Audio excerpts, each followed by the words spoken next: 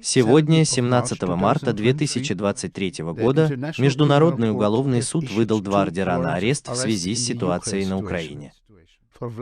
За Владимира Путина, президента Российской Федерации, и за Майкла Вову Белову, уполномоченного президента России по делам детей, за предполагаемые военные преступления, связанные с депортацией детей с оккупированных Украиной территорий в Российскую Федерацию.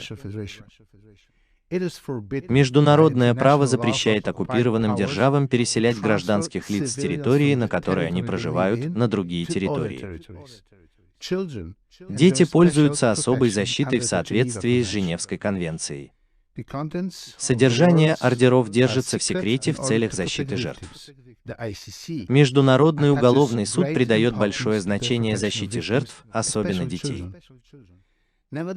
Тем не менее, судьи палаты, занимающиеся этим делом, решили придать огласке факт существования червей в интересах правосудия и предотвращения совершения преступлений в будущем.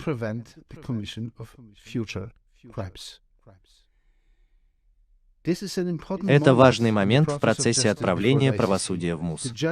Судьи рассмотрели информацию и доказательства, представленные прокурором, и пришли к выводу, что против этих лиц имеются достоверные обвинения в совершении предполагаемых преступлений.